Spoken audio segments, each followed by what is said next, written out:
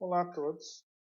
Se você chegou diretamente nesse vídeo, dá uma olhada na descrição aqui que tem indicação de uma playlist em que eu mostro, em que eu vou, que vai conter a sequência de todos os vídeos sobre esse tema de troubleshooting.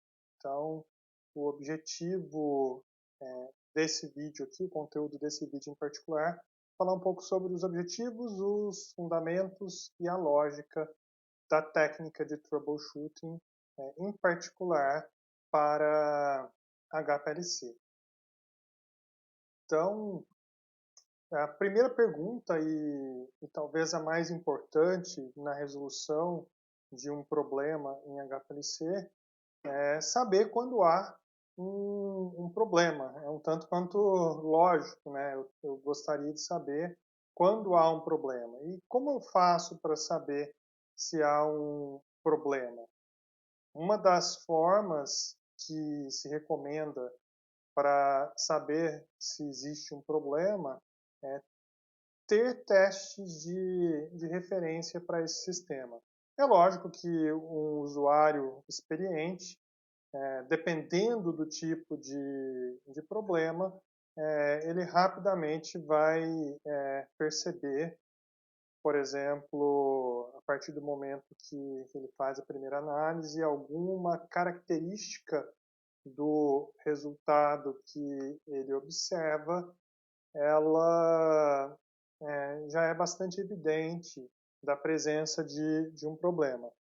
Mas, inclusive, dependendo da área de uso dessas técnicas, por exemplo, em indústrias farmacêuticas, outros tipos de indústrias, outros laboratórios que têm um controle da qualidade da análise muito aprimorado, existe a obrigatoriedade, inclusive, de se fazer testes de referência.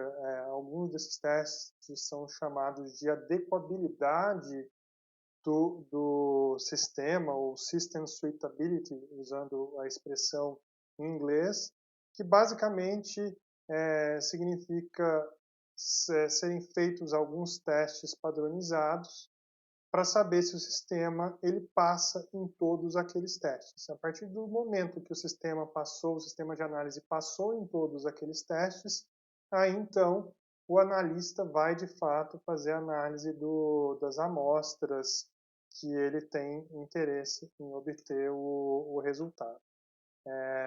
Mas como eu disse, a experiência do analista, então a própria percepção que esse analista tem com os sentidos dele também servem de indícios para a existência de algum problema. Desde, por exemplo, ruídos que uma bomba, que um injetor pode fazer. Por exemplo, se um sistema está com algum problema elétrico, algum odor de queima de algum componente, também alguma indicação luminosa que o equipamento apresenta na aparência, por exemplo, a fase móvel, um erro grosseiro, vamos pegar como um exemplo, o desenvolvimento de algum micro-organismo, fungo, na tubulação do equipamento, porque a fase móvel não foi substituída com a frequência correta, o sistema não foi limpo com a frequência correta. A simples investigação desse do equipamento, a observação, ela ajuda na resolução desses problemas. O próximo, então, passo, uma vez que há o problema, que a gente se pergunta é o que fazer nesse caso. E o que fazer varia muito a depender da situação de cada laboratório que tem esses equipamentos. Vamos supor que é um problema mais complexo e o laboratório ele tem um contrato de manutenção dos equipamentos. Então, basta ele acionar a empresa que fornece esse serviço de manutenção e a empresa, dentro dos termos ali contratados, ela vai resolver o problema. Por exemplo, eu estive recentemente trabalhando durante um estágio como professor visitante nos Estados Unidos e o equipamento que eu trabalhava, ele tinha um contrato de manutenção. Então, se acontecia qualquer problema, esse contrato inclusive cobria a substituição de peças naquele período de vigência do contrato. Então, qualquer problema que ocorria com o sistema, bastava abrir um chamado e, geralmente, no mesmo dia ou no dia seguinte, esse chamado já tinha uma resposta. Dependendo do tipo de problema, o técnico no dia seguinte estava no laboratório para resolver. Aqui no Brasil, a gente sabe que as coisas não funcionam de uma maneira tão eficiente como essa, até porque muitos laboratórios nem têm esses contratos de manutenção, embora isso varie bastante. Então, laboratórios de universidades, que é mais ou menos o caso, no meu caso, de talvez muitos que possam estar acompanhando esses vídeos, dificilmente esses laboratórios conseguem ter contratos de manutenção, porque até não existe um financiamento direto para esse tipo de custeio. Mas indústrias, por exemplo, indústrias farmacêuticas maiores, elas chegam a ter um funcionário responsável, às vezes um funcionário inclusive da empresa que fornece os equipamentos, um funcionário de manutenção da empresa sediado ali naquela indústria para prestar serviço instantaneamente na solução dos equipamentos. Mas muitas vezes, ou por questão de tempo, ou pelo tipo de problema que aparece, ou até por não se ter um recurso disponível ali imediatamente para manutenção, pode-se tentar também o próprio analista, dependendo da sua experiência, resolver o problema. Isso depende muito do tipo de problema. E aqui eu vou discutir vários casos, e em alguns desses, inclusive, não é nem problema instrumental, e que se relaciona à manutenção do equipamento, e sim a um problema do método, a um problema com os insumos, a coluna, a fase móvel, o preparo de amostra, e aí é muito mais a questão de se adequar o método àquela finalidade. Como eu havia, inclusive, mencionado no primeiro vídeo dessa série, o objetivo principal é estar pronto para resolver os problemas tão logo eles ocorram, ou inclusive atuar de maneira preventiva, evitando que esses problemas eles possam ocorrer.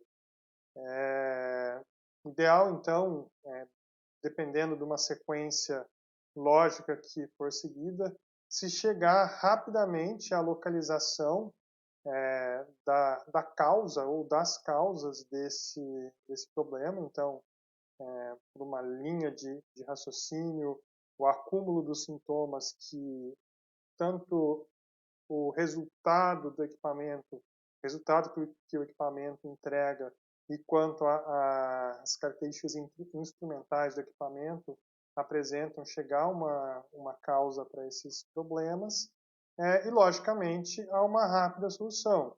Digamos que o problema é simplesmente uma coluna que chegou ao fim da vida útil. Então, legal, basicamente eu vou substituir essa coluna.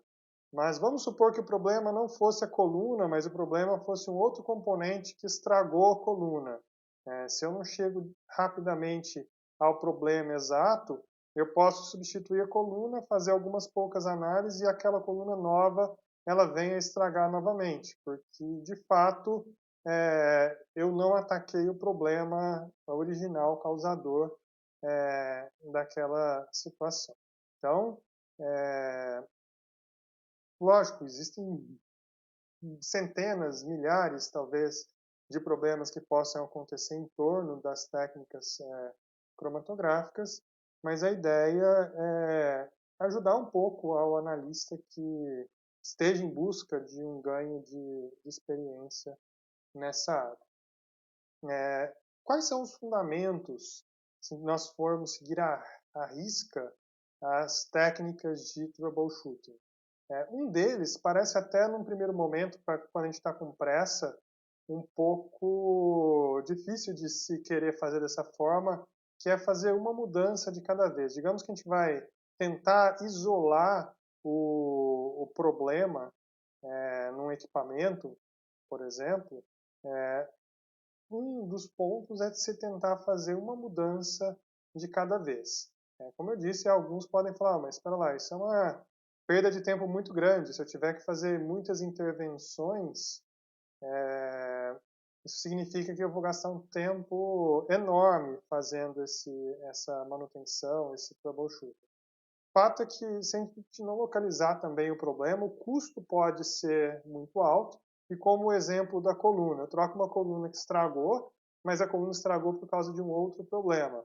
A próxima coluna também vai estragar, e isso não vai resolver o problema. Pode ser que eu tenha um selo que já chegou, um selo da bomba, que já chegou no fim da vida, e começa a soltar algum pedaço, ou uma fase móvel preparada inapropriadamente e que está com um material particulado que está entupindo a coluna.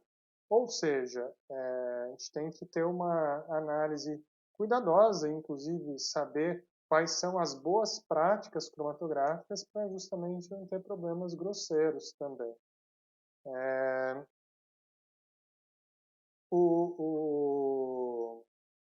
Então, a rotina sugerida é de se confirmar a presença do problema e a sua solução,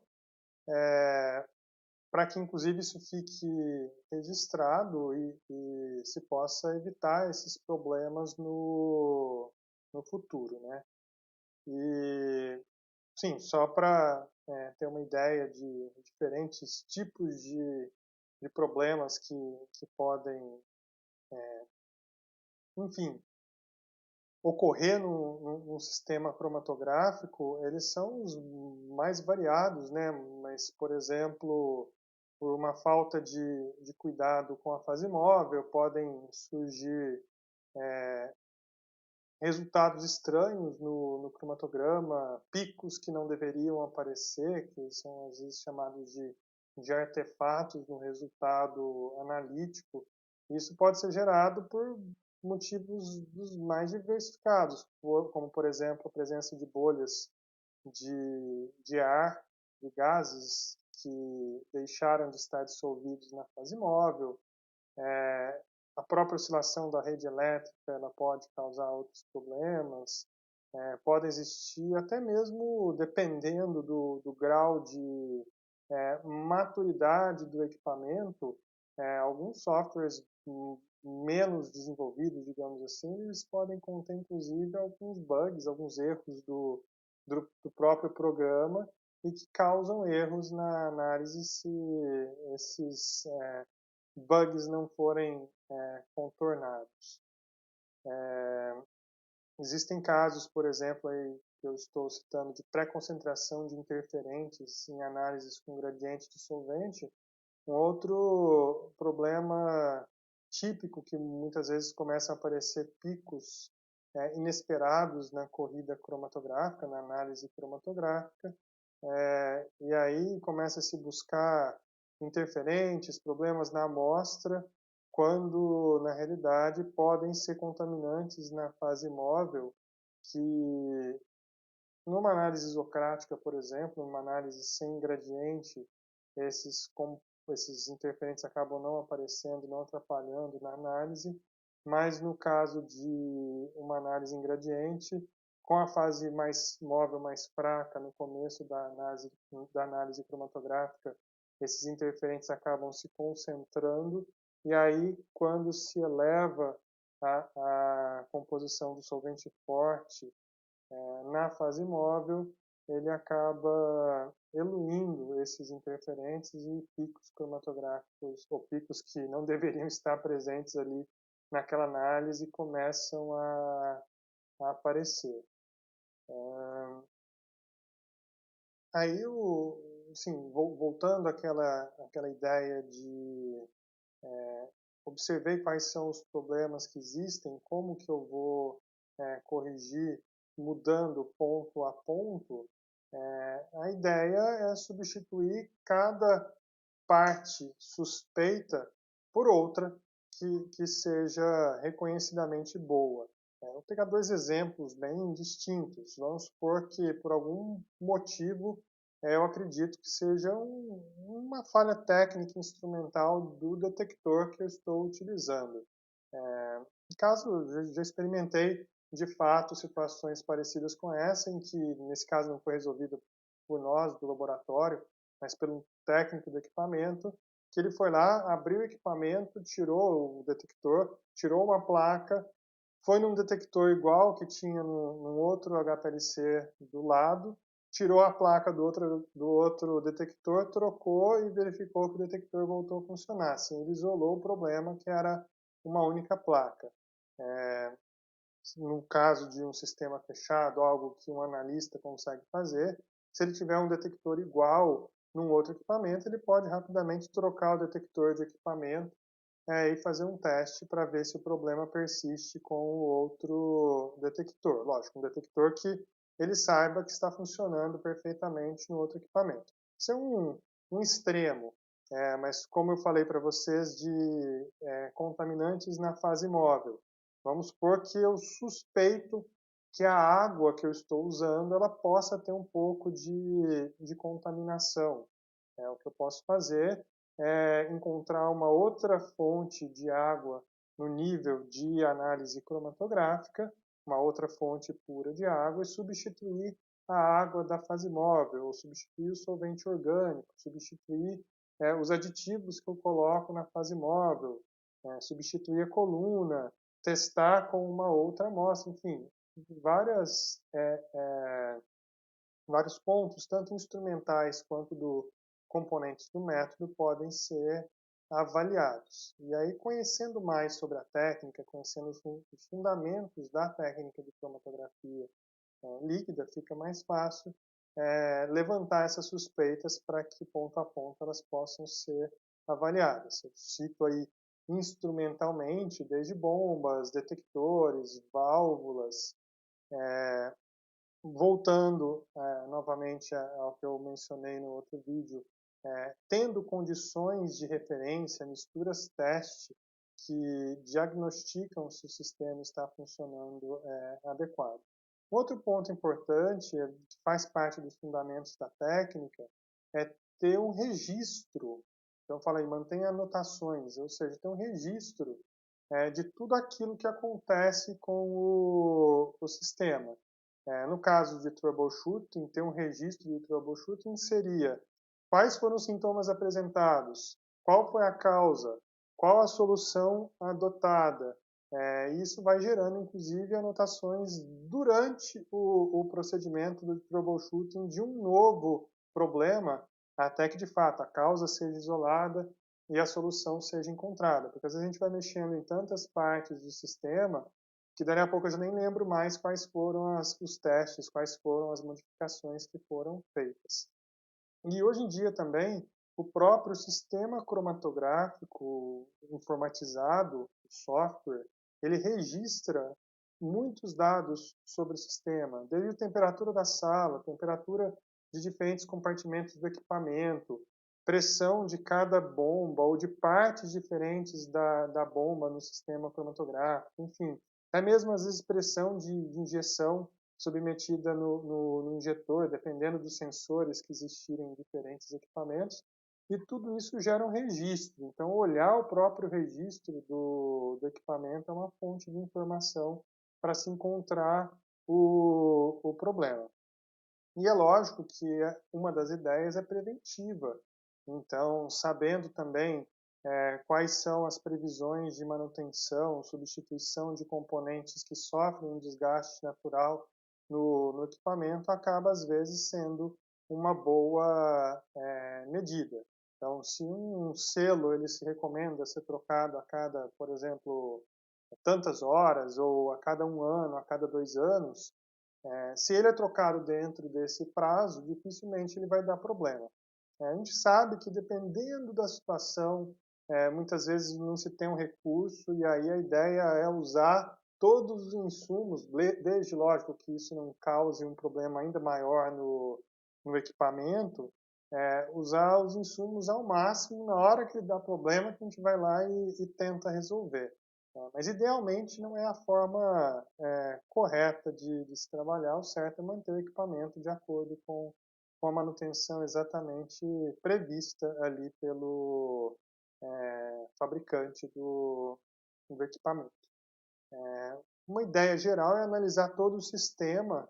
Então, por exemplo, pegar desde o reservatório do solvente, a fase móvel, o filtro, passar pelo sistema de entrada do solvente na bomba. Eu cito aí o exemplo da válvula de purga do sistema. Alguns sistemas cromatográficos têm uma válvula manual. Então, quando nós trocamos a fase móvel, nós abrimos essa válvula, ligamos a bomba e ela joga o solvente da linha para o descarte e substitui esse solvente pelo novo solvente que foi colocado ali no reservatório de fase móvel. Eu já vi casos em que essa válvula manual ela estava um pouco desgastada, e aí quando o usuário fechava, se ele fechava de maneira muito delicada, sem apertar ou sem colocar a devida pressão ali, mais do que o normal, mas porque a válvula já encontrava-se desgastada, o que acontecia é que na hora que se colocava a coluna no sistema e aumentava a vazão, a pressão do sistema sobe e a válvula começava a vazar. Então, o que acontecia é que nem toda a fase móvel bombeada para a coluna, ou de que a bomba, na realidade, tentava mandar para a coluna, ela de fato ia para a coluna e para o detector. Uma parte dessa fase móvel vazava pela válvula de purga. Então, digamos que o método ele estava desenvolvido para se mandar 1 mililitro por minuto de fase móvel para a coluna. E aí, quando operando corretamente, 1 ml por minuto ia para a coluna cromatográfica, fazia-se a injeção, separação dos compostos, e os picos apresentavam um certo tempo de retenção. A partir do momento que essa válvula de purga não foi apertada de maneira correta, uma parte da fase móvel começava a vazar por ali, e aí, digamos que fosse uma análise isocrática, porque senão o problema em tempo de retenção, resolução, separação de picos é ainda pior. Se eu tenho duas bombas e uma está vazando e a outra não. Mas vamos supor que fosse uma única bomba, uma fase móvel em proporção de solventes contínua, um chamado modo isocrático de separação, e aí uma parte desse solvente deixa de ir para a coluna. Então, digamos, 1 ml que está programado para ser impulsionada pela bomba, 0,4 vaza e 0,6 ml vai para a coluna. Então, a partir desse momento, todos os tempos de retenção vão ficar deslocados a tempos maiores, porque em vez de a separação estar sendo feita com 1 ml por minuto, agora está sendo feita apenas com 0,6 ml por minuto. Importante, então, quando um problema surge do nada, saber quais foram as últimas alterações, as últimas mexidas que foram feitas no sistema. Então, por exemplo, acabei de purgar o sistema, coloquei a mesma fase móvel, simplesmente ela estava acabando, substituí por uma nova, mas da mesma origem, mesmo solvente, mesma composição, mesmos aditivos, e agora o tempo de retenção mudou. Qual foi a última coisa que eu fiz? Eu troquei a fase móvel e purguei o sistema. Não mexi em mais nada. Então, pode ser que, nesse caso em particular, a válvula de purga estivesse vazando. Como eu estou citando esse exemplo porque isso já aconteceu em um laboratório uma vez e, no final das contas, acabei encontrando que era justamente esse o problema. E lógico, se nós temos condições de referência, começou a deslocar o tempo de retenção das amostras que eu estou analisando. Se eu pegar a mistura teste, fizer uma análise com essa mistura teste, na mistura teste também os tempos de retenção se apresentarem deslocados, quer dizer que não tem nada a ver com a amostra desconhecida que eu estou analisando, e sim é um problema relacionado à cromatografia, que pode ser tanto uma mudança de características da coluna, digamos que a coluna está deteriorada, aconteceu alguma modificação química na coluna, ou com relação ao instrumento, como, por exemplo, o vazamento de uma parte da fase móvel que deixa de ir para a coluna. Enfim, são muitas possibilidades. Eu não, peguei alguns exemplos simplesmente para citar como essa lógica da técnica de troubleshooting. Vou parar por aqui, depois eu volto com um outro vídeo dando continuidade ao assunto de troubleshooting em HPLC.